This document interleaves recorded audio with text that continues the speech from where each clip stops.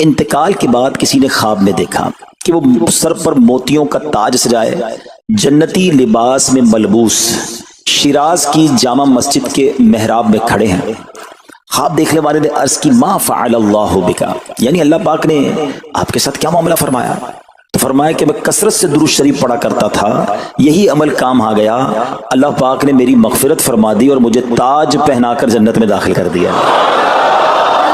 کیا بات ہے درود پاک کی! آپ یقین کریں، اگر میں آپ سے یہ کہوں کہ زندگی میں ایک مسلمان ہونے کی حیثیت سے اگر آپ اپنی خواہشات، اپنی ڈیزائرز کیا کیا ہیں لکھیں ذرا، کہ مجھے دنیا میں کیا چاہیے، مجھے مرتے وقت کیا چاہیے، قبر میں کیا چاہیے، مرنے کے بعد محشر کے دن میں کیا چاہتا ہوں، کبھی اکیلے بیٹھے نا تو لکھیے گا، ٹھیک ہے؟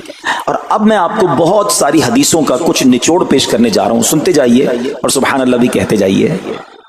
اگر آپ روزی میں برکت چاہتے ہیں تو درود پاک پڑھیے، اگر آپ بیماری سے شفا چاہتے ہیں تو درود پاک پڑھیے، اگر آپ ذلت و رسوائی سے بچنا چاہتے ہیں تو درود پاک پڑھیے، اگر آپ عزت میں اضافہ چاہتے ہیں تو درود پاک پڑھیے، آپ مصیبتوں اور پریشانیوں سے بچنا چاہتے ہیں تو درود پاک پڑھیے، مرتے وقت کلمہ پڑھنا چاہتے ہیں تو درود پاک پڑھیے، مرتے وقت آقا کا دیدار کرنا چاہتے ہیں تو درود پاک پڑھیے، آپ یہ چاہتے ہیں کہ آقا اپنے مبارک ہاتھوں سے قبر میں اتارے تو درود پاک پڑھیے، اپنی قبر کو نور مصطفیٰ سے جگمگانا چاہتے ہیں تو درود پاک پڑھیے، قیامت کے دن نبی پاک کے پرچم تلے اٹھنا چاہتے ہیں تو درود پاک پڑھیے، آقا کے ہاتھوں جام کوثر پینا چاہتے ہیں تو درود پاک پڑھیے، اور سنیے آقا کے ساتھ جنت میں جانا چاہتے ہیں تو درود پاک پڑھیے، مدینے جانا چاہتے ہیں، بار بار جانا چاہتے ہیں تو درود پاک پڑھیے، اور زندگی میں دیدار مصطفیٰ کرنا چاہتے ہیں تو درود پاک پڑھیے۔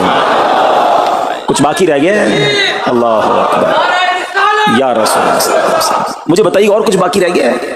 ایک مسلمان ہونے کی حیثیت سے what ever I need in دنیا اور ان ہیئر آفٹر، دنیا اور آخرت میں جو کچھ چاہیے، روزی برکت والی زندگی، عزت والی، پریشانیاں دور ہو جائیں، بیماریاں دور ہو جائیں، ذلت اور رسوائی سے بچا رہوں، ایمان والی موت ملے، جب تک زندہ رہوں مدینے آتا جاتا رہوں، آقا کی دید کرتا رہوں، آقا جنت میں ساتھ لے جائیں۔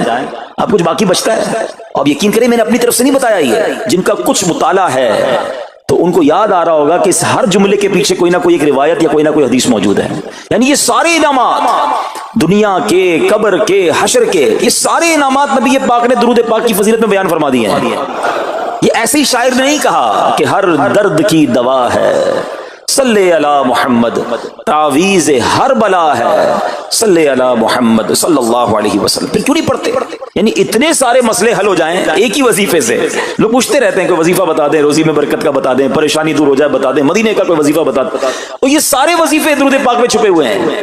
پکڑ لو نا درود پاک، پھر دیکھیں اس کی کیسی برکتیں آپ زندگی میں دیکھیں گے، آپ کا چہرہ شاش بشاش ہو جائے گا، آپ کی طبیعت فریش ہو جائے گی، آپ کو مزے کو مزہ آ جائے گا۔ بس درود پاک کی کثرت پڑھتے رہا کریں، پڑھتے رہا کریں، انشاءاللہ برکتیں ہی برکتیں۔ میں بھی نیت کروں، آپ بھی نیت کریں۔ ایک اور خوبصورت بات بتاؤں، جو بڑی خوبصورت آیت ہے، میں سمجھتا ہوں شاید دنیا بھر کے عاشقان رسول کو یہ کم از کم آیت تو سب کو یاد ہوگی۔ کون سی آیت؟ ان اللہ وملائکتہ یصلون علی النبی یا ایھا الذین آمنوا صلوا علیہ وسلموا تسلیما۔ مل کر درود پاک، اللہم صل علی سیدنا و مولانا محمد طب القلوب ودوائها وعافیت الابدان وشفائها ونور الابصار وضیائها وعلی آلہ وصحبہ وبارک وسلم۔ اب یہ جو آیت درود ہے نا، شعبان کے مہینے میں نازل ہوئی ہے، تو چلو نیت کر لیں انشاءاللہ اب سے روزانہ کثرت سے درود پاک پڑھیں گے انشاءاللہ۔ آئیے مل کر محبت کے ساتھ ایک بار پھر درود پاک، صلو علی الحبیب صلی اللہ تعالی علی محمد صلی اللہ علیہ وسلم۔ مشہور صحابی حضرت ابو ہریرہ رضی اللہ تعالیٰ عنہ فرماتے ہیں کہ ایک مرتبہ میں رسول اکرم نور مجسم صلی اللہ تعالی علیہ وآلہ وسلم کی ابتدا میں نماز عشاء پڑھ کر واپس جا رہا تھا۔ میں نے دیکھا کہ ایک عورت اپنے آپ کو پوری طرح ڈھانپ کر سڑک کے ایک کنارے پر کھڑی ہے، اور اس نے مجھے پکارا کہ اے ابو ہریرہ ذرا میری بات سنو۔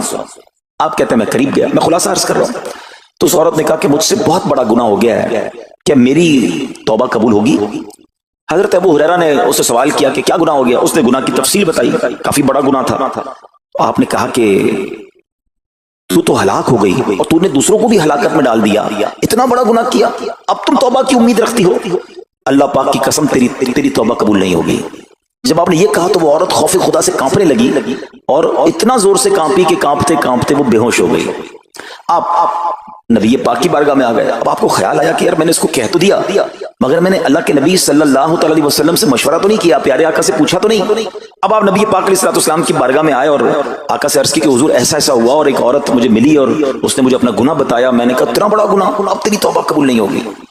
اللہ اکبر۔ جب نبی رحمت شفیع امت صلی اللہ تعالی علیہ وسلم نے یہ بات سنی تو فرمایا انا للہ و انا الیہ راجعون۔ اے ابو ہریرہ تو خود بھی ہلاک ہوا اور تم اس عورت کو بھی ہلاکت میں ڈالا، کیا تمہیں اللہ پاک کا یہ فرمان یاد نہیں؟ پھر نبی پاک علیہ الصلوۃ والسلام نے قرآن مجید فرقان حمید کی یہ آیت تلاوت کی، ذرا غور سے تلاوت سنیے گا۔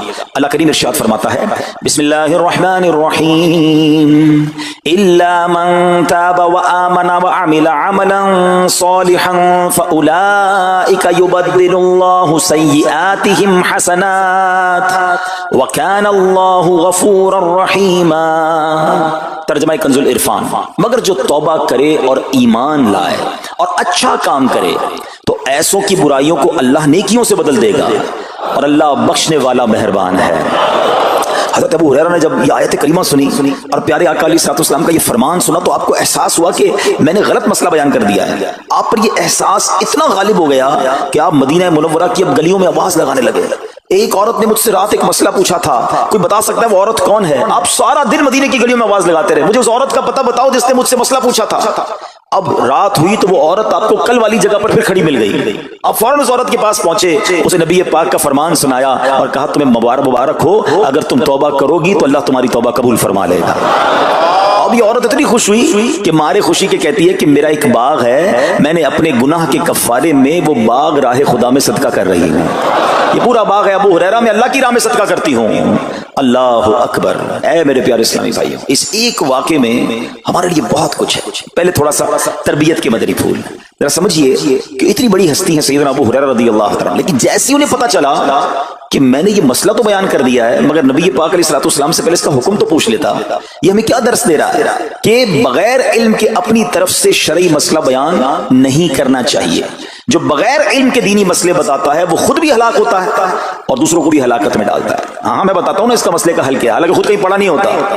تو جب تک آپ کو علم نہیں ہے، آپ جانتے نہیں ہیں، تو کسی مسئلے کو بیان نہیں کرنا چاہیے۔ دوسری بات کہ اگر خدا نہ خواستہ کوئی غلط مسئلہ بتا بیٹھا یا بتا تو درست رہا تھا، بتاتے بتاتے غلطی کر بیٹھا تو اس سے چاہیے کہ ازالہ کرے، فوراً اس کا جو بھی ازالہ بنتا ہے وہ کرے۔ سیدنا ابو ہریرہ رضی اللہ عنہ کا ازالہ تو دیکھیں کہ آپ کو جیسے ہی پتہ چلا کہ اصل مسئلہ یہ ہے، اب آپ مدینے کی گلیوں میں صدا لگا رہے ہیں، تلاش کر رہے ہیں، پورا دن ڈھونڈتے رہے اس خاتون کو کہ میری سے غلطی ہو گئی، میں نے اس کو غلط مسئلہ بتایا، تاکہ اس کو تلاش کر کے اس کو درست مسئلہ بتایا جائے۔ اللہ اکبر۔ صحابہ کرام کی ادائیں بھی کتنی نرالی ہوتی ہیں، اللہ ان کا صدقہ عطا فرما دے۔ اب ہوتا کیا ہے کہ کبھی کوئی غلط مسئلہ بیان ہو گیا یا بیان میں، مشورے میں، درس میں کوئی غلطی ہو گئی، غلطی پتہ چل جائے، اب شرم آتی ہے کہ کیسے کہوں مجھ سے غلطی ہو گئی ہے، میں تو اتنا بڑا مبلغ بن کے گیا تھا، میں نے تو جناب اتنے پبلک میں بیان کیا تھا، اب میں کیسے بتاؤں کہ جناب میں نے یہ غلط پڑھ دیا یا غلط بیان کر دیا۔ حضرت ابو ہریرہ سب سے زیادہ جن کو حدیثیں یاد ہے، مگر سچ بتائیں بات سمجھنے والی پتہ کیا ہے؟ جو لوگ یہ سمجھتے ہیں کہ یار غلطی ماننے سے عزت کم ہو جاتی ہے، سچ بتاؤ آج 1450 سال بعد حضرت ابو ہریرہ کا یہ واقعہ سن کے ہمارے دلوں میں ان کی عزت کم ہو رہی ہے، بڑھ رہی ہے؟ Simple is that. غلطی ماننے سے انسان جو ہے وہ نیچا نہیں ہوتا۔ اللہ میرے پیر و مرشد کو سلامت رکھے جن کی برکت سے لاکھوں علماء بن گئے ہیں، مگر آپ اپنے مدنی مذاکرے میں اپنے ساتھ علماء کرام، مفتیان کرام کو بٹھاتے ہیں، اور اگر کوئی توجہ دلاتا ہے تو لائیو چینل پر آپ فرماتے ہیں کہ یہ مسئلہ یوں نہیں یوں ہے، کوئی عزت کم نہیں ہوتی جناب۔ تو سبحان اللہ، دو باتیں سیکھنے کو ملی کہ پہلے بتانا ہی نہیں ہے، اگر نہیں آتا تو اپنی بڑائی مارنے کے لیے بندہ کہتے مجھے نہیں معلوم، واللہ عالم میں نہیں جانتا، اور اگر آپ کو لگتا ہے میں صحیح بتا رہا ہوں اور پھر بعد میں کوئی توجہ دلا دے کہ اپنی غلطی کی ہے تو پھر اس کو بالکل مانے بھی اور اس کا ازالہ کریں۔ اچھا، اب علماء کرام نے بڑے پیارے طریقے بتائے۔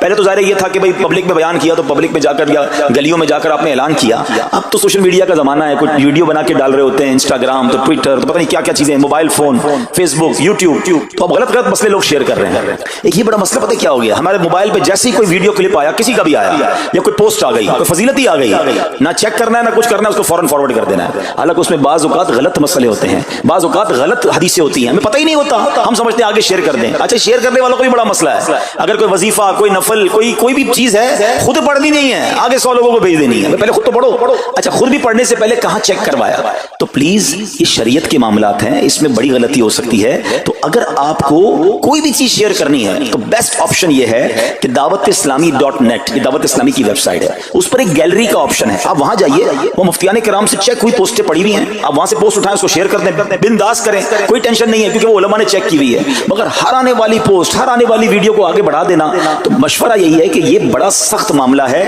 کیونکہ یاد رکھیے قرآن مجید فرقان حمید میں اللہ تعالی ارشاد فرماتا ہے وَمَنْ أَظْلَمُ مِمَّنِ افْتَرَىٰ عَلَى اللَّهِ كَذِبًا، اور اس سے بڑھ کر ظالم کون جو اللہ پر جھوٹ باندھے. اچھا اس کے بارے میں علماء فرماتے ہیں کہ اللہ پر جھوٹ باندھنے والا سب سے بڑا ظالم ہے. جب ہم کسی کو دینی مسئلہ بتاتے ہیں تو اس کا مطلب کیا ہوتا ہے کہ اللہ نے فرمایا یا اللہ کے حبیب علیہ الصلوۃ والسلام نے فرمایا. اس کا مطلب اگر ایسا نہیں ہے تو یہ اللہ پر جھوٹ باندھنا ہو گیا نا. ہم نے تو کہا مجھے تو پتہ نہیں تھا، کسی نے پوسٹ بھیجی تھی، کسی نے بتایا تھا، اچھا میں نے کہیں سنا تھا. اب کئی لوگوں کی تو عادت پتہ کیا ہے، ان کے ساتھ بیٹھو نا تھوڑی دیر بعد کہیں گے اللہ یہ فرماتا ہے، اللہ نے قرآن میں یہ فرمایا. پوچھو کدھر فرمایا؟ بولا یہ نہیں پتا. اللہ قرآن میں یہ کہتا ہے. کہاں کہتا ہے بتاؤ نا، آیت دکھاؤ. اللہ نے فرمایا یہ کرنا چاہیے، کہاں فرمایا؟ اپنی طرف سے. اچھا کیونکہ کہیں سنا تھا، کہیں دوستوں کی محفل میں آدھی بات یاد تھی. ارے ڈرنا چاہیے.